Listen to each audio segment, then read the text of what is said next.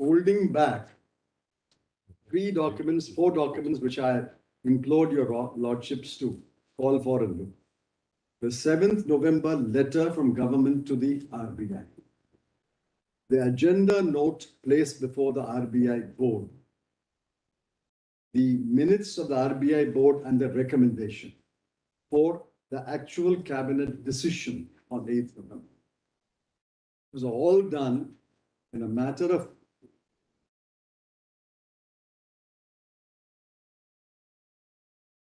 my calculation shows about 26 hours. The letter reached the RBI on 17th at about afternoon, post-afternoon, 7th post-afternoon. The RBI board was called, presumably by telephone, to meet in Delhi on the 8th November. They meet at 5:30. By 6:30 or 7, the recommendation is taken by hand to the cabinet. The cabinet is meeting, waiting, and I've said so, waiting, and then the Honorable Prime Minister goes on television and announces.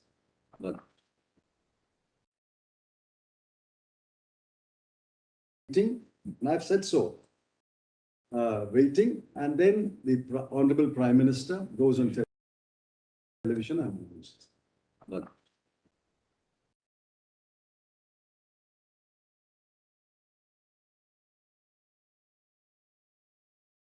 Waiting, and I've said so, waiting, and then the Honorable Prime Minister goes on television and announces.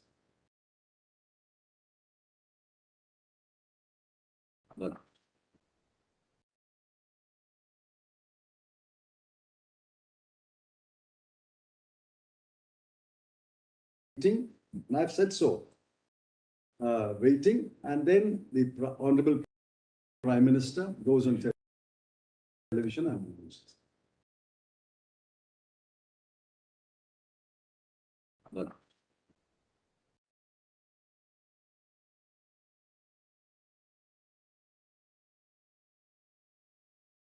Waiting, and I've said so, waiting, and then the Honorable Prime Minister goes on television and just look at page 12, last paragraph. Yes, we have. On the day following demonetization, two noted economists, Professor C.N. Vakil and Dr. Brahmananda, and I've said expressed the view, waiting, and then the Honorable Prime Minister has a high denomination currency note.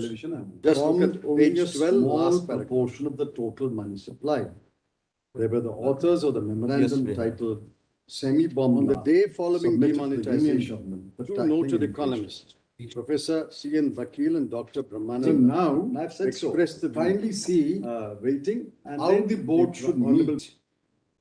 There are regulations framed, next page, regulations framed called Reserve Bank of India General Regulations, which govern the meeting of the Central Board of the RBI. Kindly come to Regulation 8 in Chapter 3 at page 17.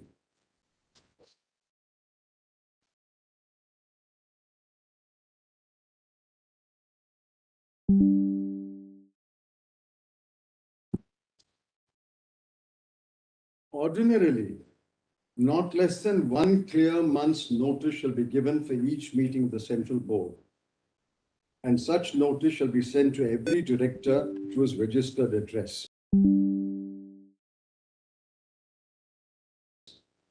Should it be found necessary to convene an emergency meeting, sufficient notice shall be given to every director who is at the time in India to enable him to attend.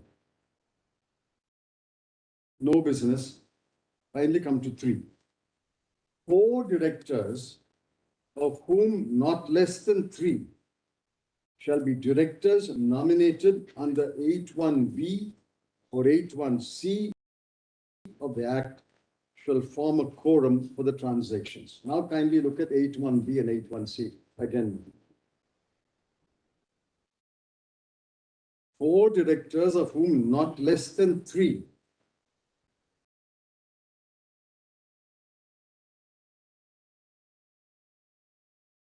81 of the Act, 81B and 81C of the RBI Act.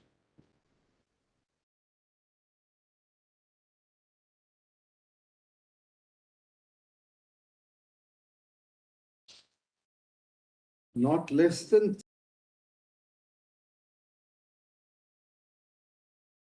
has been disclosed in the counter affidavits. Mr. Chidambaram, Rule 8 starts with the expression ordinarily. Correct, Madam?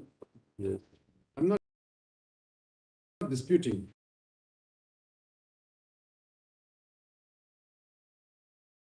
I'm not disputing, but quorum is not ordinarily. Quorum is mandated. 8.1 notice of 1 clear month is ordinary. Emergency meeting, sufficient notice.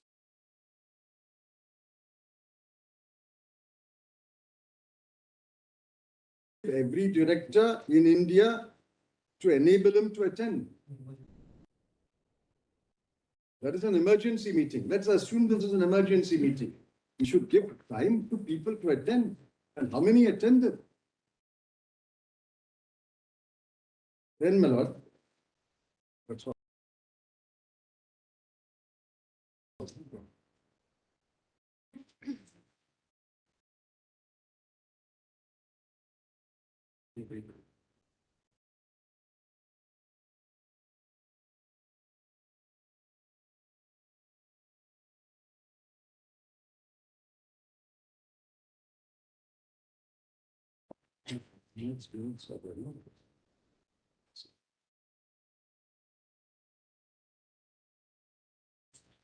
And then the next, italics 4, this is very important.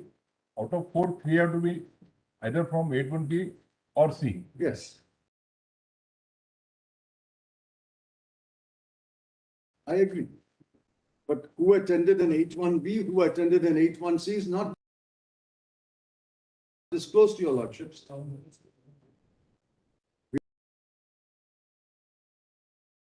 We don't know who attended. All I know is 8.1C, 7 vacancies. There were 3 people in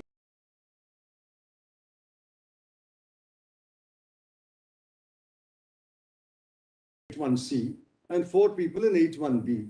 Out of the 7, did 4 attend? 3 attend? We don't know. And look at 4, my lord. That is more important. A copy of the proceedings of each meeting shall be circulated as soon as possible thereafter for the information of the directors and shall be signed by the chairman at the end of the next succeeding meeting. So minutes should have been kept. What happened at that board meeting? What was the agenda and what was the decision? Nothing has been disclosed to your lordship.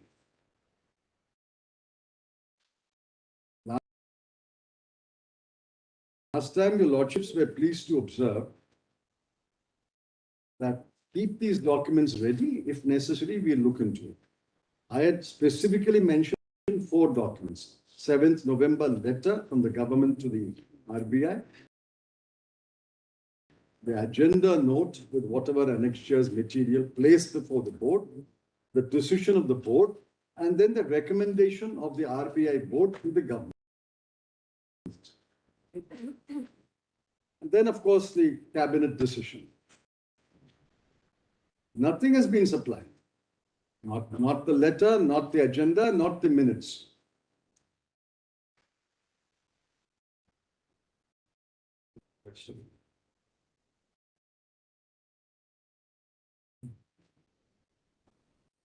Therefore, my lord, I have completed my second submission. That such a power is not available in 20.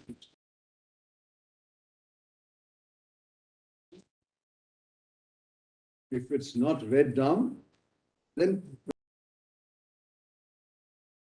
26(2) itself would be unconstitutional. I'll cite the case law at the very end. Now I'm on paragraph 11 I've completed. I'm on the third submission, paragraph 12.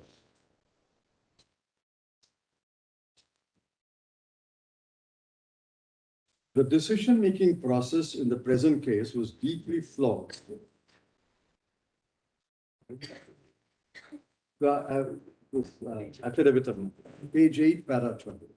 The decision-making process in the present case was deeply flawed and can be judicially reviewed by this honorable court. Contrary to the scheme and procedure contained in section 26(2), the process was actually reversed. The roles of the RBI and the government were reversed, and I'll show from their own affidavit. On a plain reading of the language of 26(2), there is only one procedure that can be followed, and the procedure was mandatory. Now, kindly keep in mind, sole authority for currency notes is the RBI. 22, 23, 24, 25, and 26 of the Act. The proposal for demonetization must be initiated by the RBI. This is my submission.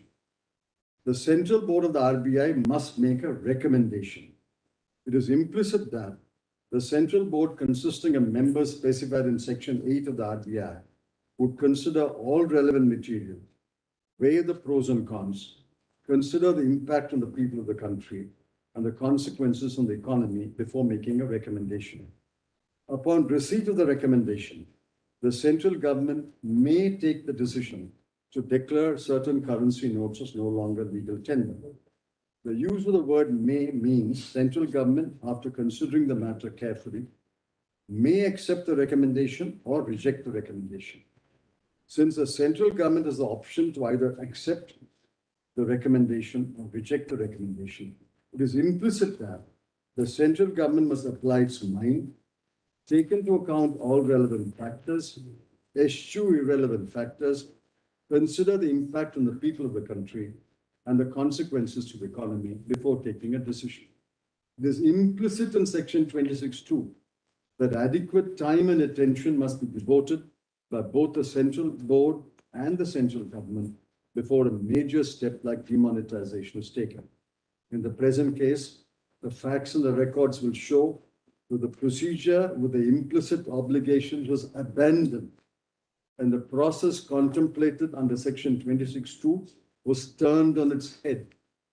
The proposal emanated from the central government and was not initiated by the RBI.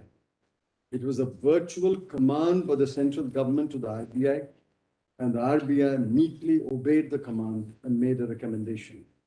The central government seized upon the recommendation and promptly demonetized all series of notes in the denomination of 500 and 1,000. No adequate care and consideration was bestowed on the crucial matter by the RBI, and as will be presently demonstrated, no time at all was devoted by the central government before it took the decision to demonetize the notes. It is submitted. The following are the crucial documents which must be produced before this honorable court. The letter of the central government dated 7/11, the agenda note dated 8/11, if any, placed before the Central Board of RBI, and the relevant research papers, background notes, information, data. C, the recommendation of the Central Board dated 8/11 to the central government. D, the note for cabinet, if any, that was placed before the cabinet on 8/11, the actual decision of the cabinet. The petitioner learns, verily believes, and states that the letter of the central government dated 7/11 was received by the RBI in the afternoon, early evening at its office in Mumbai. The governor That you of the already told, RBI, Mr. Chidambaram. under his instructions. That you already told us. Sequence. I don't have to read it, Miller. I've told you much. This paragraph 3, I've told you much. Quote, it is submitted that on the above facts, the only conclusion that can be drawn is there is no application of mind either by the RBI or the Central Board or the Cabinet of the Government of India. The procedure followed was premeditated. In fact, the procedure that was followed was in total violation of the procedure contemplated in 26(2). The decision-making process was premeditated, rushed, betrayed a non-application of mind, and was deeply and fatally flawed. It is submitted that full information and relevant material were not placed before the Central Board. As will be explained later, the enormous consequences of the impugned demonetization were not known to the Central Board, especially the directors falling under categories H, 1, B, and C, and perhaps even D, No agenda note containing all the relevant material was placed before the meeting of the Central Board. Further, the recommendation of the RBI dated 8/11 to the central government did not contain the full information on the relevant material. Hence, the members of the cabinet did not have the full information on the relevant material, since apparently a decision had already been taken to demonetize all series of 500 and 1000. The note for cabinet, if any, placed before the cabinet did not contain the full information. In the light of the facts stated above, arbitrary, capricious decision not taken in good faith and normative.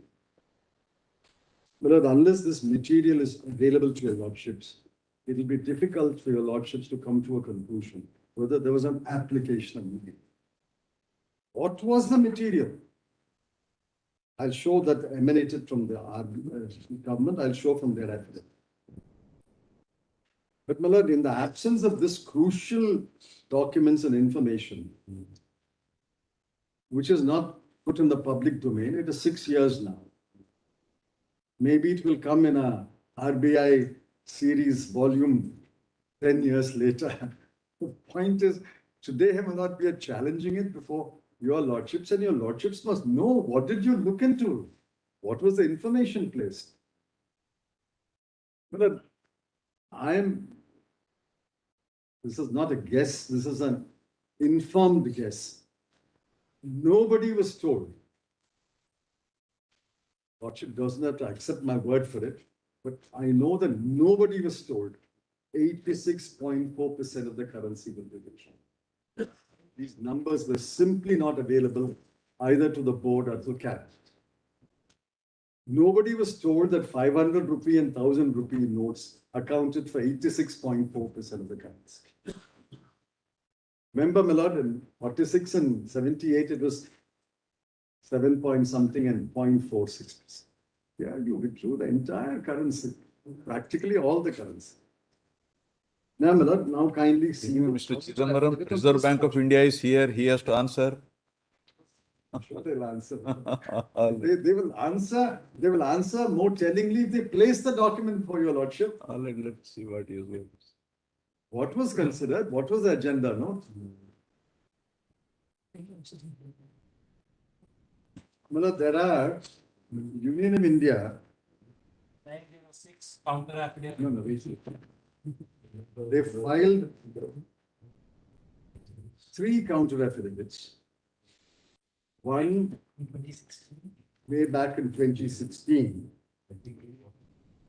One in 2018.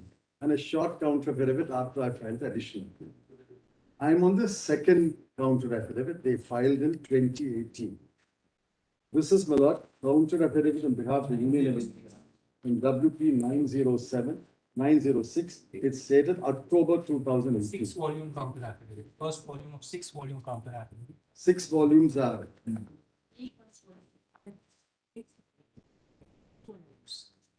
Volume 1 of 6. Page 30. Page 30, I'm reading from page 37.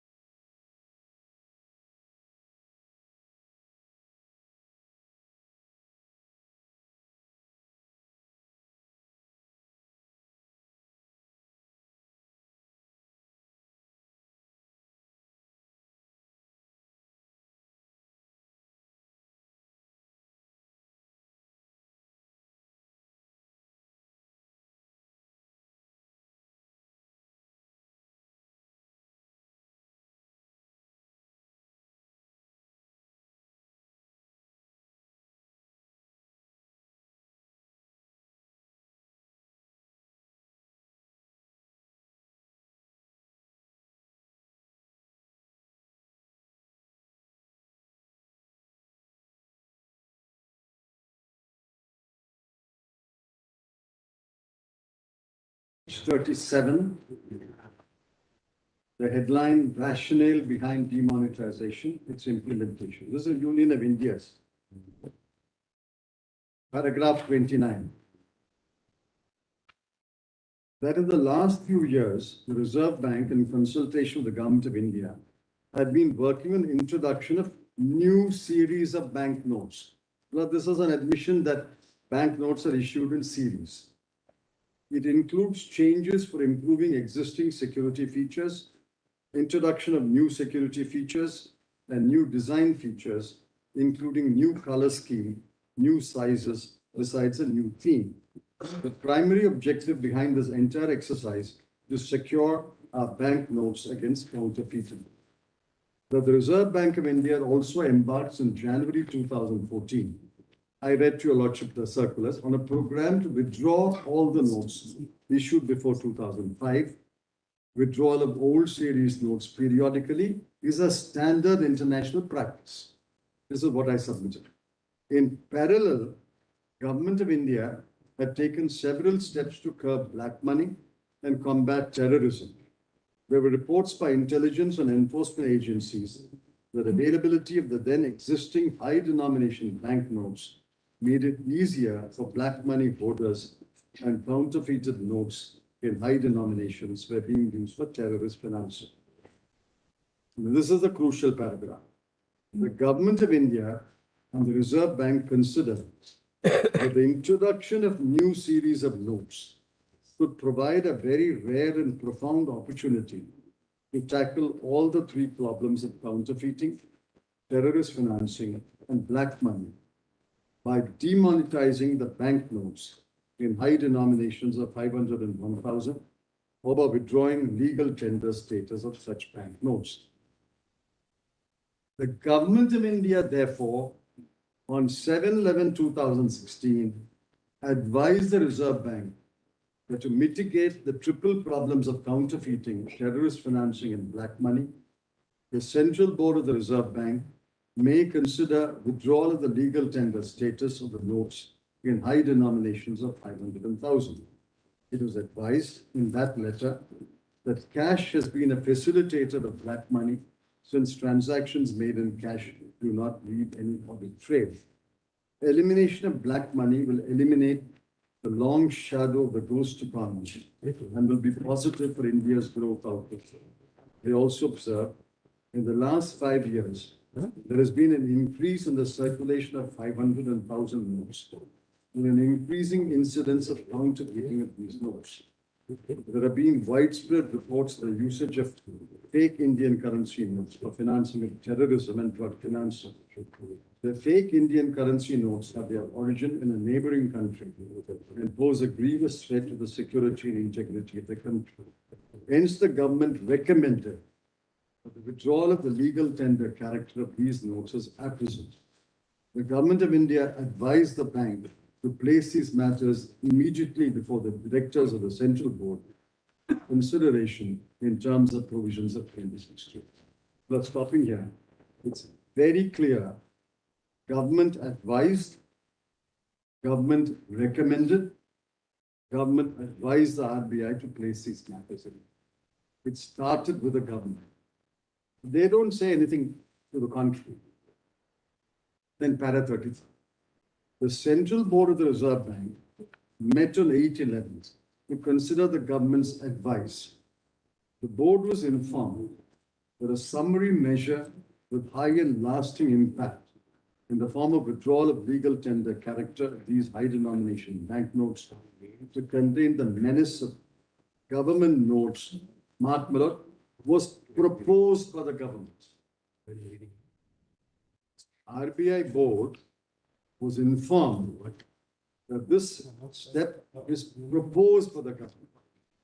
It is also presented that such a proposal could not have come at a more opportune time than coinciding with the introduction of the Mahatma Gandhi new series of notes. With these, the existing bank notes can be summarily withdrawn and the new design notes with more counterfeit resistance features be introduced. Thereafter, Government of India, on the recommendation of the Central Board of the Reserve Bank, withdrew the legal tender status of banknotes of 500 and 1,000. Since secrecy and confidentiality were the critical requirements of this decision-making process, preparations for arranging banknotes of new series in full measure was impossible. Therefore, when schemes started, the demonetized banknotes could be exchanged with new available banknotes, along with a continuous supply being made from the banknote printing presses. Reasonable restrictions on withdrawal were put in place based on the availability of stock of currency notes of various denominations. Fast utilization pattern and considering the needs of the common persons so that the hardships are minimized, keeping in view equitable distribution of available cash. These restrictions were only on cash withdrawals. The rest, a lot about the scheme. It's absolutely clear, in my respectful submission, that the original recommendation came from the government. It is described by the government as advice. It is described by the RBI as a proposal from the government. And on that, the RBI acted. This is reversing the process. It cannot start with the government. The government does not have the kind of information and data required to gauge the intolerable or disproportionate burden it will place on the people. Only the RBI, as a sole authority on currency, has that information. Nobody in government has the up-to-date information about the value of currency in circulation in each denomination, how much is of the banks, how much is of the public, and in what denomination, what currency is there. Nobody has that information. It is a dynamic information. It is collected every day by the RBI and published, my lord, once a week in the weekly supplement. The government does not have that information. Besides, my lord, the impact on the people is not available to the government. It's certainly not available to anybody outside the finance ministry. Within the finance ministry, it will be available to a small number of officers and the minister. It's certainly not available to the cabinet. Therefore, my lord, advisedly, Parliament law says the recommendation must start with the RBI. Then RBI must justify its proposal. Government is the authority to take a decision after having all the full information. Well, according to me, this implies the following obligations. One, I've said so in affidavit. One, it requires data and material with the RBI in the form of an agenda note placed before the board. But today, they have filed 6 volumes of data before your lordship. What was the data placed before the board? The board has got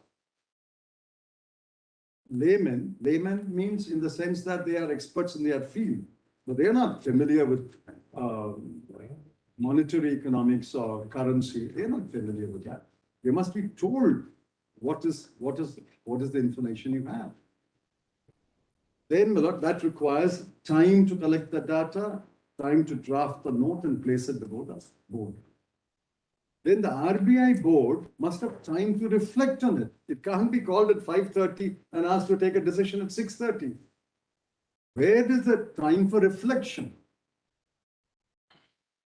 There's no time was given for reflection. The board met at 5:30 and the recommendation went at 6:30. I've asserted it, and that ties up with the information available in the public domain, because the cabinet decision was announced at 8 o'clock.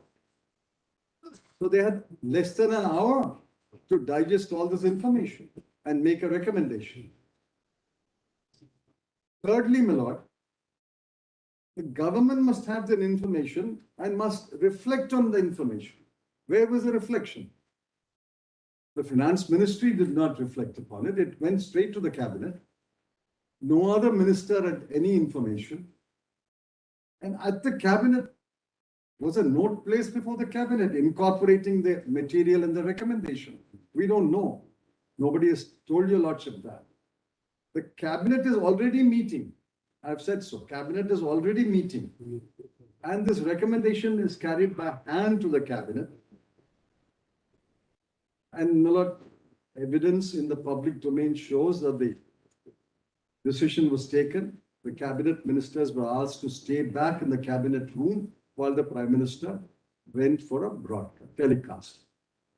The telecast was pre-planned because on 8 p.m., all the channels broadcast the speech. All the channels. Every language channel broadcasted at 8 o'clock. Therefore, my lord, it was booked in advance that the Prime Minister will address you.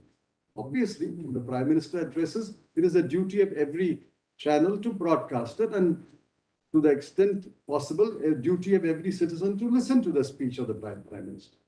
So 8 o'clock, the Prime Minister announces that effective midnight today, 500 and what is the deliberation? What is the reflection? Is this the decision-making process? If this decision-making process is upheld, my lord, it will mean chaos.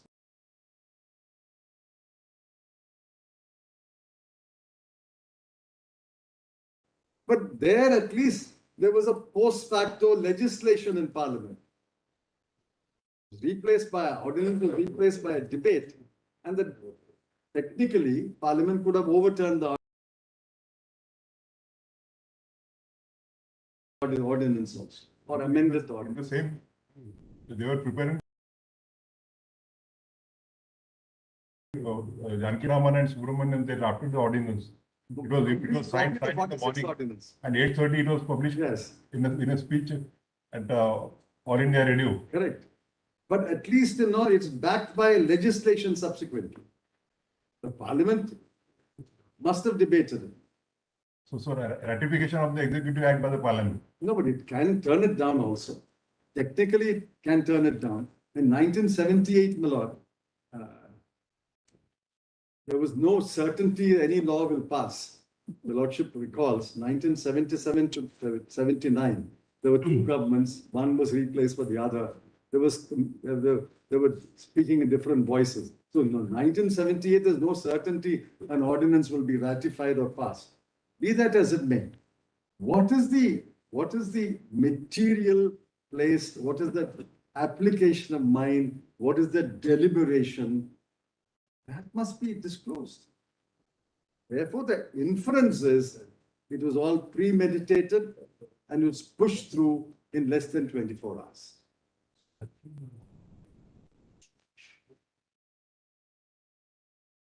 The same story is repeated in the last affidavit filed on 16th November 22, a short affidavit by the Union of India. Even after we point out in our 5th November affidavit that there is no deliberation, no application of mind, not enough time, not sufficient mind applied, they reiterate it.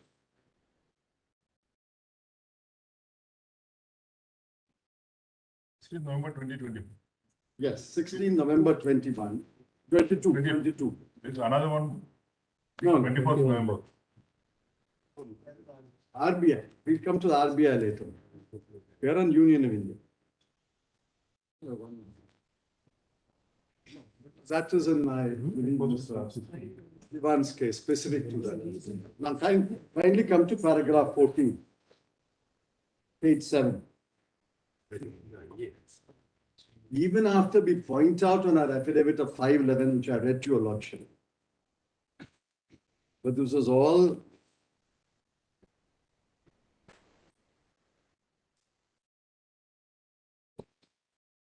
kindly come to paragraph 14.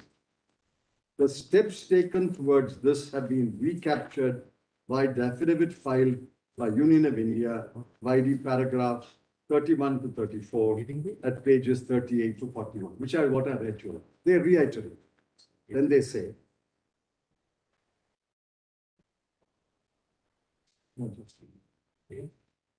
Kindly come to paragraph 16. Secrecy and confidentiality were critical requirements of this consultation and decision-making process. That's all, my lord, they say in this affidavit.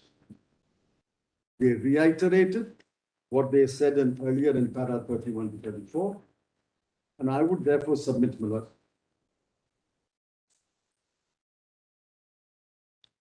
I would submit my ground paragraph 12. The decision-making process is deeply flawed. This is not a fair decision-making process, and therefore your lordships can review it. Then paragraph 13, my fourth ground. Paragraph